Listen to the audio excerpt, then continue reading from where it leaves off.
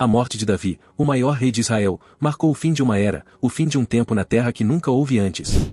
Mesmo o governo de Salomão duplicado, nunca seria capaz de substituir ou superar o de seu pai Davi. De muitas maneiras ele marcou o início e fim de uma era. No meio da paz e da abundância, Davi satisfez o povo de Israel e depois escreveu muitos salmos de louvor a Jeová. O idoso monarca reuniu grandes suprimentos de pedra, ferro, latão e cedro para a construção do templo de Deus. Deu sua carga de despedida e trouxe ao fim o reinado de maior sucesso da história. A vida e a morte de Davi significaram o fim de uma era. Vamos ler a narrativa de Paulo sobre Davi mais tarde. Antes de olharmos para o antigo relato, vejamos o testemunho de sua morte. Depois que ele serviu a sua própria geração, pela vontade de Deus caiu dormindo, foi enterrado com seus pais. Agora pense em sua vida, e cada um de nós tem uma razão para estar vivo. Ninguém que Deus cria neste planeta é insignificante. A maior tragédia de todas que nos poderia acontecer, seria viver e morrer sem ter descoberto aquela razão única dada por Deus para servir a nossa geração. Você, mais do que qualquer outra pessoa na Terra, tem certos presentes para dar a esta geração. O propósito de Davi era ser rei e manter viva a justiça de Israel. Tanto a narrativa de sua morte como suas últimas declarações gravadas são encontradas em crônicas. Davi passou o capítulo final de sua vida contemplando sobre o templo, falando com seu filho Salomão, orando diante do Senhor e então regozijando-se com a montagem desses eventos históricos. O maior governante de Israel morreu efetivamente encerrando uma era. Depois de 4 décadas de serviço a Israel, Davi, velho e possivelmente curvado pelos anos, olhou nos olhos de seus seguidores de confiança pela última vez. Agora Davi reuniu em Jerusalém todos os oficiais de Israel, os príncipes das tribos e os comandantes das divisões que servem o rei.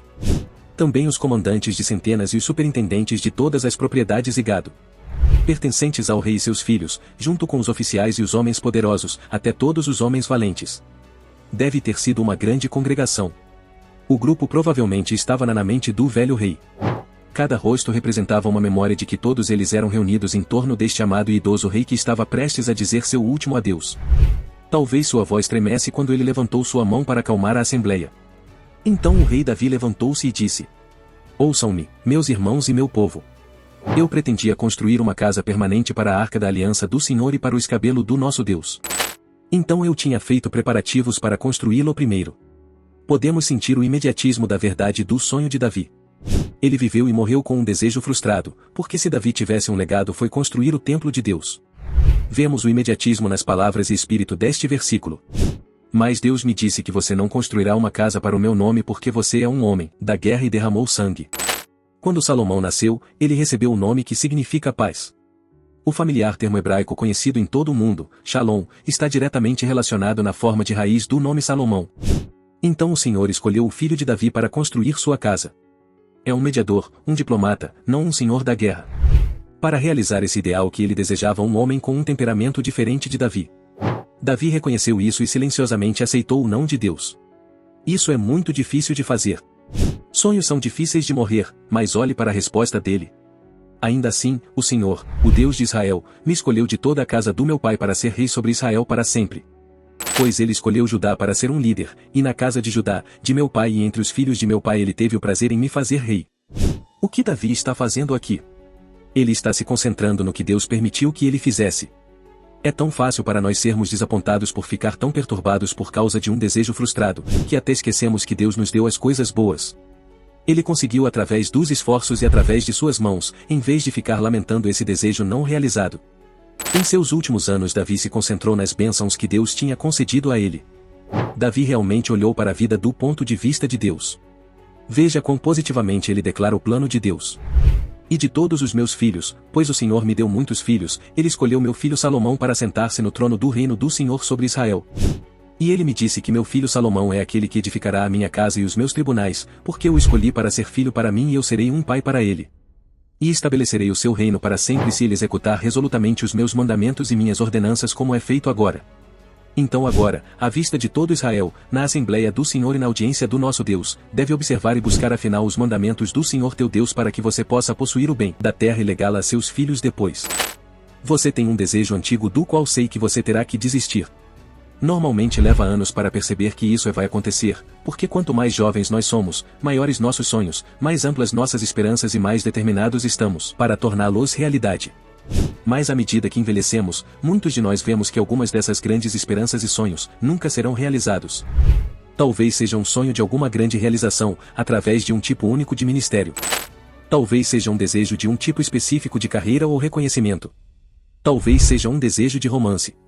Talvez seja um desejo de alívio, algo com o qual você teve que lidar anos. Seja lá o que for, você pode agora reconhecer que isso nunca vai acontecer, que é uma pílula difícil de engolir.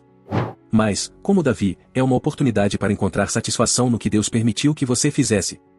Enquanto ele reflete sobre sua vida em seu próprio desejo não realizado, ele diz: eu quero desviar minha atenção do que não era para ser e focar nas coisas que Deus fez. Então Davi desvia e olha para seu filho Salomão. Ele deve ter sorrido por dentro ao ver naquele jovem a possibilidade de seu sonho tão esperado, sendo cumprido. Davi não vai experimentar isso, mas seu filho vai. E então ele passa conselhos para seu filho. Estas serão suas últimas palavras durante seus últimos dias na terra e ele os escolhe com muito cuidado. São palavras medidas com base em suas próprias experiências por anos como o rei cheio de emoções ricas. Olhando para trás, vendo mais de 40 anos como líder de Israel, ele deve ter dito isso devagar e com cuidado. Quanto a você, meu filho Salomão, conheça o Deus de seu pai e sirva ele com todo o coração e uma grande vontade, pois o Senhor sonda todos os corações e entende cada intenção dos pensamentos. Se você procurá-lo, ele deixará você encontrá-lo, mas se você o abandonar, ele rejeitará você para sempre. Não é de surpreender que nas palavras iniciais, Davi disse ao seu filho que tinha a ver com piedade. Salomão conhece o Senhor, disse Davi, o Deus do seu pai. Isso parece óbvio demais para mencionar, mas você vê que Davi estava ciente da tirania da urgência. Ele tinha sido rei por 4 longas e tumultuadas décadas e ele sabia que havia o suficiente no trono de Israel para manter um homem tão ocupado, que ele ficaria tentado a não reservar tempo para conhecer Deus.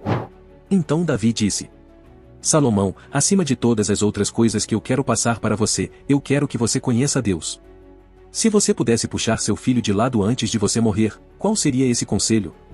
Ou, talvez mais importante, pais e mães, que conselho você está passando agora? Que personagem e estilo de vida você está passando para eles? Davi olhou profundamente nos olhos de seu amado Salomão, o filho da graça de sua união com Batseba e disse: Salomão, sirva ao Deus de seu pai. E ele não para por aí, ele explica isso. Você deve servi-lo de todo o coração e mente disposta. Salomão, Deus não forçar você a adorá-lo. Faça isso de todo o coração, faça isso de bom grado, sem pedir nada de volta. Davi poderia dizer essas palavras porque esse é o tipo de coração que ele tinha.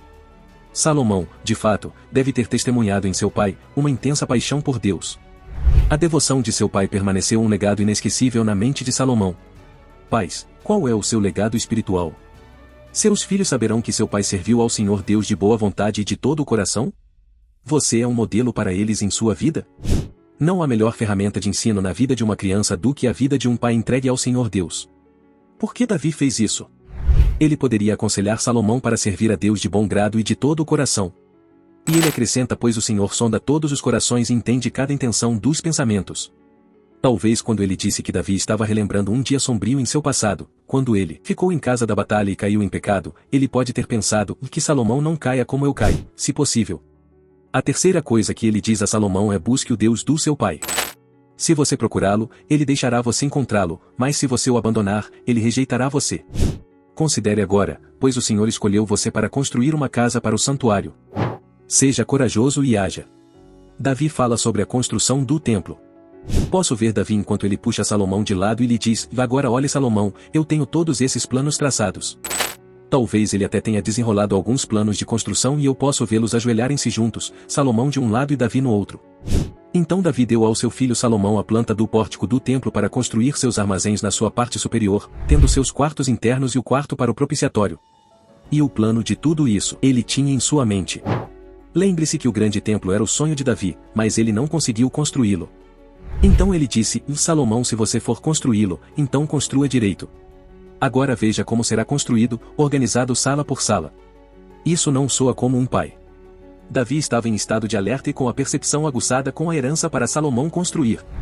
Em seguida ele abordou o assunto da decisão porque isso era para ser a principal vocação na carreira de Salomão.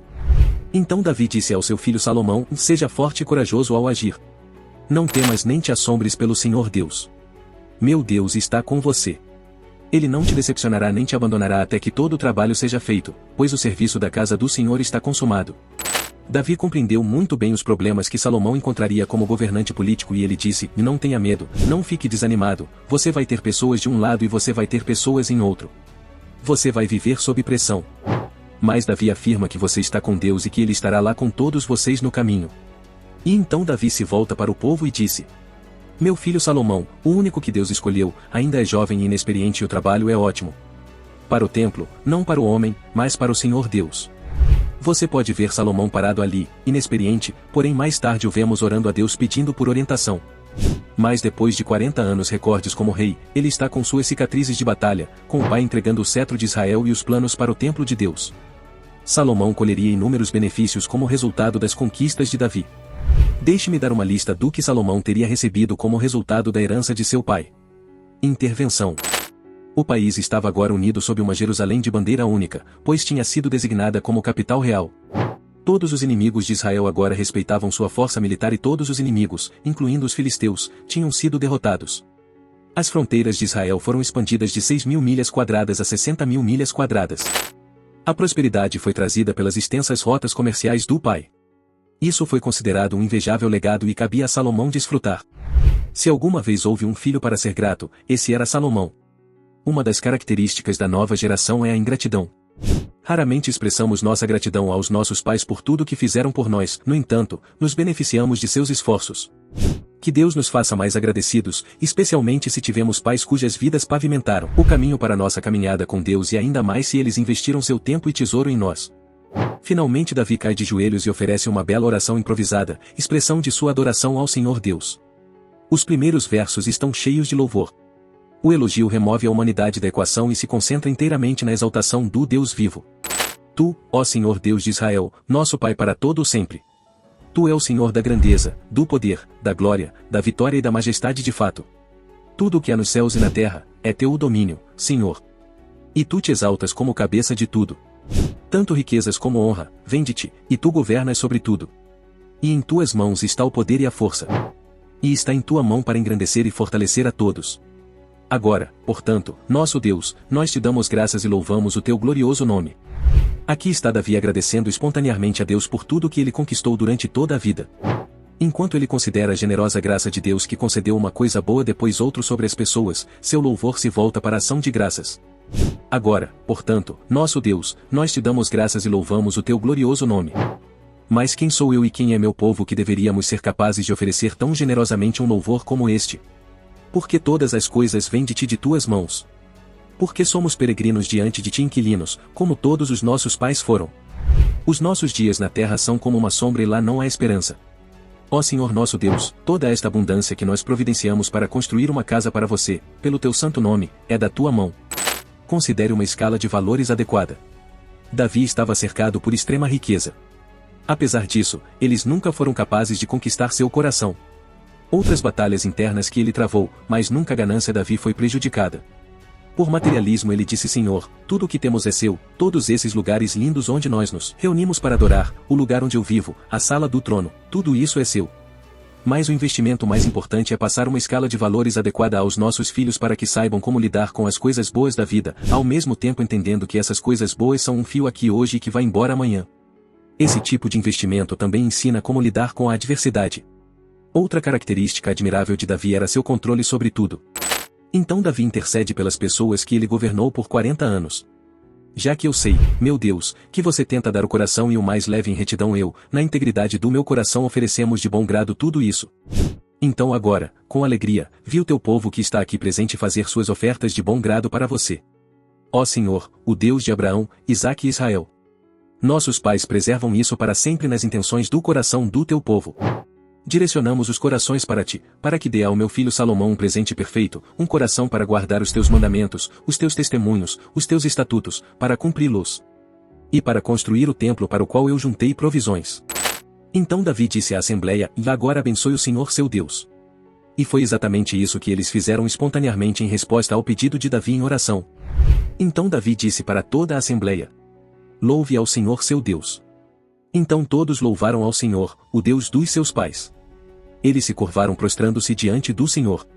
No dia seguinte eles fizeram sacrifícios ao Senhor e apresentaram holocaustos a ele. 1000 touros, 1000 carneiros e 1000 cordeiros machos, junto com suas ofertas de libações e outros sacrifícios, em abundância para todo Israel. Eles comeram e beberam com grande alegria na presença do Senhor naquele dia. Oh, que momento foi esse! Embora tenha sido o fim de uma era em que não houve tristeza, luto e pesar, mas com alegria e regozijo diante de Deus. Eles comeram e beberam com grande alegria na presença do Senhor naquele dia. Então eles reconheceram Salomão, filho de Davi, como rei uma segunda vez, ungindo-o antes o Senhor para ser governante e Zadok para ser sacerdote.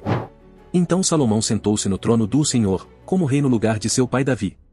Ele prosperou e em todo Israel obedeceram todos os oficiais e guerreiros, bem como todos os filhos do rei Davi que prometeram submissão ao rei Salomão. O Senhor exaltou Salomão altamente à vista de todo Israel e concedeu-lhe esplendor real como nenhum rei Israel já teve antes. Davi morreu em boa velhice, tendo desfrutado vida longa e riqueza para honrar seu filho. Salomão o sucedeu como rei. Esse é um epitáfio adequado. Ele morreu em uma idade avançada cheia de dias de riquezas e honra. Bom para você, Davi. Nada de Deus morre quando um homem de Deus morre e quando um homem piedoso morre.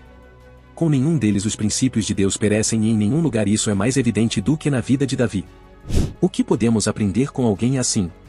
Apesar de sua humanidade, aprendemos a ter esperança mesmo no meio de seu próprio medo. Aprendemos mesmo em meio ao próprio medo, aprendemos coragem. As músicas que surgiram de seus tempos de desespero nos ensinam encorajamento e louvor. Em seus momentos mais sombrios de pecado, nós aprendemos o perdão e aprendemos o valor de servir o propósito de Deus em nossa própria geração, mesmo que todos os nossos sonhos sejam não percebidos. Obrigado, Davi, por ser nosso exemplo, ensinando-nos com sua vida tantas verdades significativas. E obrigado, Pai, por ser nosso mestre, usando-nos embora sejamos fracos, nos perdoando quando falhamos e nos amando através de tudo. E a Golias e Jonatas e Abigails e Batsebas e Absalões e Joabes e Solomons de nossas vidas, obrigado por nos mostrar que podemos ser pessoas como Davi, pessoas de paixão e destino.